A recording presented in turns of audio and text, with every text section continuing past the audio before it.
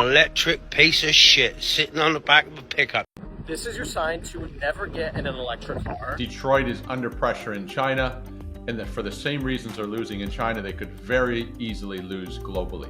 For 5 years, they told you the gas engine was dead, that you had no choice but to go electric, that it was the only future. It was a lie. China just built an engine so advanced it holds a Guinness World Record, drives over 2,000 kilometers on one tank, and gets more than 100 miles per gallon, while America was busy killing the V8 and torching billions on electric cars nobody bought. The best engine ever made is on the road today, and you are banned from buying it. So who was lying to you, and why are you paying for it at the pump? Make sure you subscribe, because I started this channel for one reason: to share what dealerships and car makers don't want you to hear. With your support, I can keep making these videos. Now let's get into it. Let's start with what this engine actually does, because the numbers are almost impossible to believe. There is one single number that matters more than any other when you measure an engine, and it is called thermal efficiency. In plain English, it is how much of the fuel you burn actually gets turned into motion, instead of getting wasted as useless heat out the tailpipe. And for the entire history of the automobile, this number has been stuck.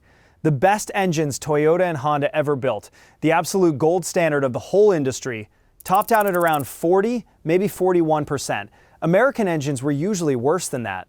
Everybody in the business simply accepted it as a hard ceiling, a law of physics you were never going to beat. And then China walked in and shattered it. Geely, one of China's giants, just built a hybrid engine that hit 48.41% thermal efficiency.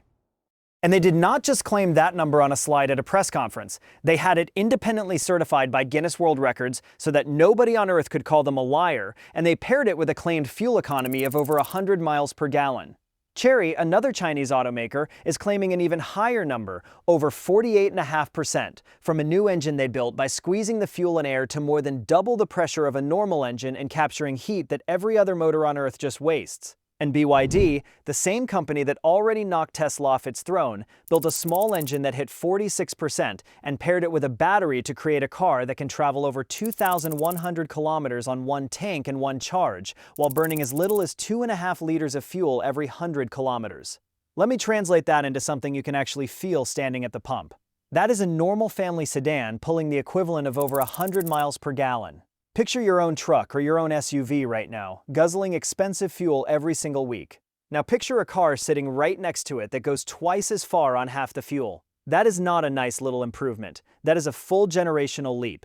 And it did not come out of Detroit or Germany or Japan. It came out of China. And here is the part that should really rattle you. These are not concept cars sitting under glass at a motor show, years away from ever being real. They are already parked on showroom floors right now in models like BYD's Chin L, Chery's Tiggo 9, and Geely's Xingyu AL, being sold by the hundreds of thousands to ordinary families who are quietly driving circles around the rest of the world at the gas pump. Now you need to understand exactly why this is such a monumental deal and why it should genuinely worry every single worker in the American auto industry. For over 100 years, the combustion engine was the crown jewel of the entire Western world. It was the thing that Detroit built its whole empire on top of. It was the thing that Germany turned into an art form and that Japan turned into a precise science. The engine was ours. It was the one piece of this entire business that the West was supposed to own and dominate forever. And now, the most respected financial press in Japan is openly admitting, in print, that Chinese automakers have not just caught up to Japan, they have officially surpassed it in traditional engine technology. Really sit with that for a second. The country that just a decade ago was a global punchline for cheap knockoffs and engines that shook themselves apart is now building the most thermally efficient engines that have ever existed in human history, and it is beating the exact companies that invented the modern versions of them. This is not some small story about China finally managing to build a decent motor. This is the story of China reaching out and taking the single most important piece of technology in this entire industry, the one piece the West genuinely believed it owned, and calmly walking off with the crown. It is like watching the student who used to copy your homework suddenly turn around and start teaching the class. And the truly infuriating part, the part that should make your blood boil, is how they pulled it off, because it all comes down to one enormous, self-inflicted mistake that the West made completely on purpose. Here is that mistake, laid out plain. Over the last 5 years or so, the entire Western auto industry, shoved hard from behind by its own governments and its own executives, collectively decided that the combustion engine was dead. They declared that the future was going to be 100% electric, and then they went ahead and acted like it was already here. Here in America, brand after brand started killing off their very best engines. We all watched Dodge take its beloved Hemi V8 out behind the barn and shoot it.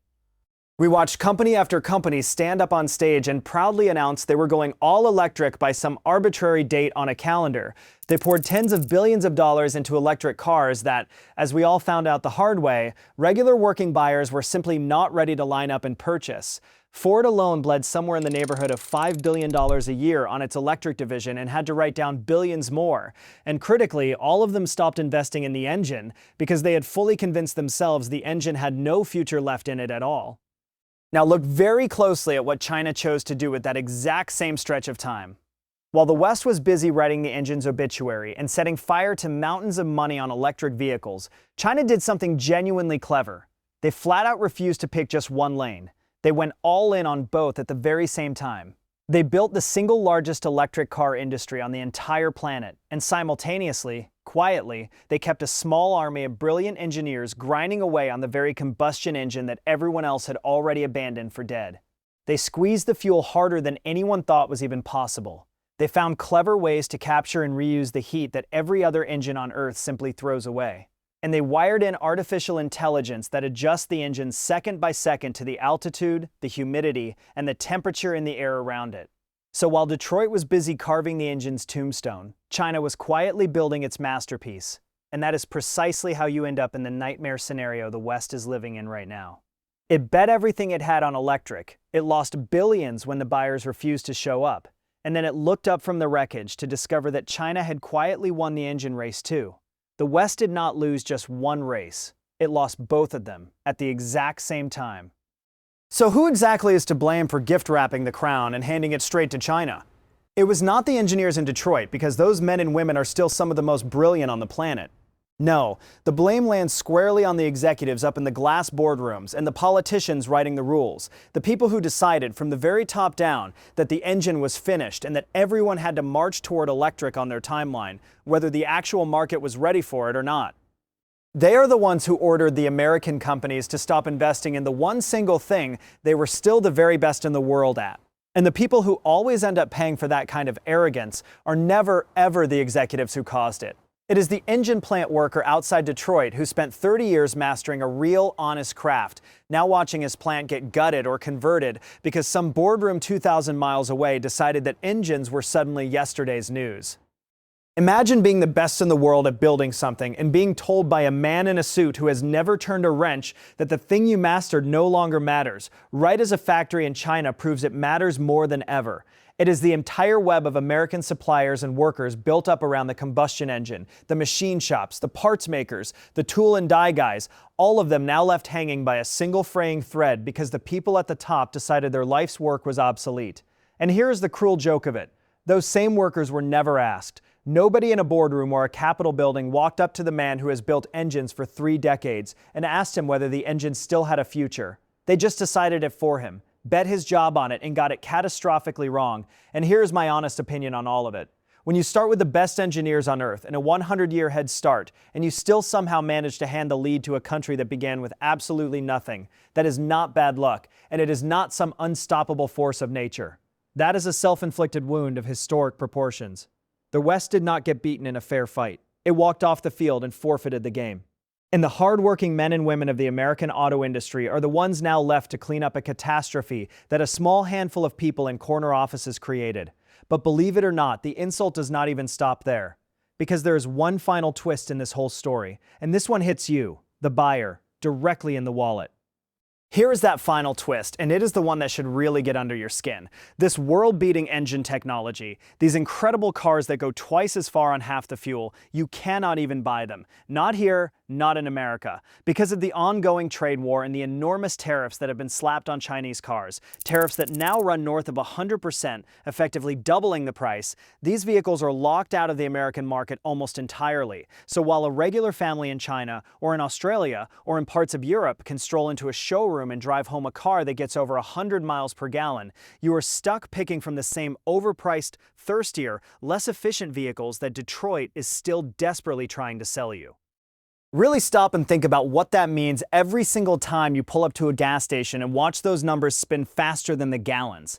The best fuel-saving technology that has ever been invented in the entire history of the automobile exists right now, today, on this planet, and you are simply not allowed to have it. You are being forced to keep on overpaying at the pump, week after week, in order to protect an industry that fell asleep and fell behind. Picture the guy filling up his big American SUV right now, watching the total climb past $90, $100, and doing it again a few days later.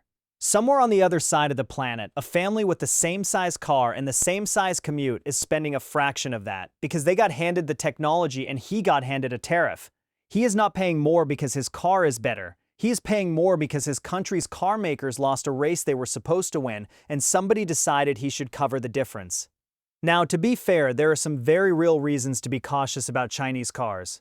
There are legitimate data privacy concerns, real national security questions, and the genuinely unfair way that China floods its own industry with government money to undercut everybody else. I am not going to pretend for a second that those things do not exist, because they absolutely do. But do not let anyone fool you about what is really going on here at the core of it. You, the buyer, the regular working person, are paying more money for less car, and the entire reason is that the companies who were supposed to lead the world simply did not. And now you are the one quietly covering the bill for their failure, one expensive tank of gas at a time. So here's the real story sitting underneath the flashy headline, and it is so much bigger than any single clever engine. This was never really about one impressive motor from one Chinese company. This is the exact moment that the entire rest of the world found out that the balance of power in the global car business has completely and permanently flipped. For a full 100 years, if you wanted the best engine money could buy, you looked to America, or you looked to Germany, or you looked to Japan.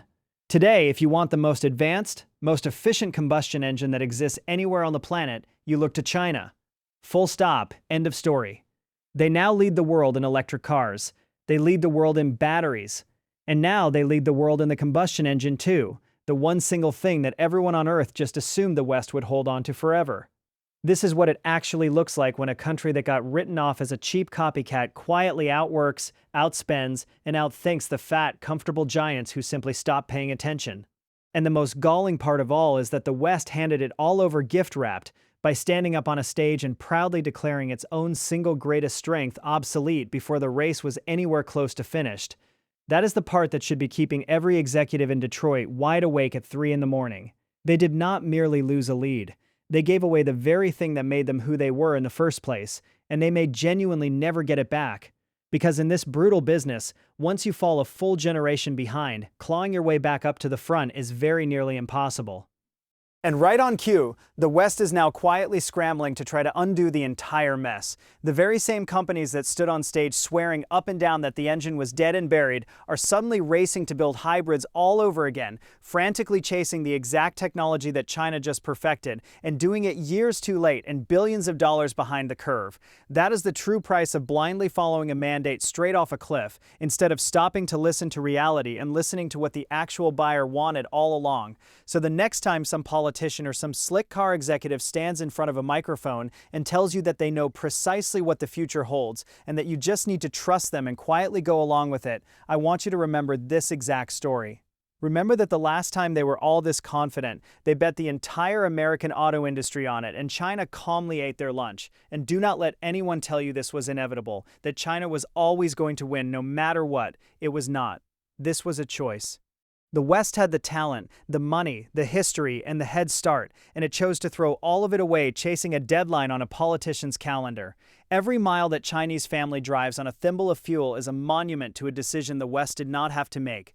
The engine was never actually dead. The West just made the choice to stop building it. And now, a family on the other side of the world is driving twice as far as you are, on half the fuel, in a car you are not even permitted to buy. So ask yourself the real question here. Who exactly does that protect, and who does it leave standing at the pump, paying for the whole thing? China is already rolling out its next generation of these engines over the coming year, reportedly pushing the range past 2,300 kilometers, and the West still does not have a real answer to any of it. Subscribe so you get the honest breakdown of who is actually winning this war before some dealer sells you yesterday's technology at tomorrow's price.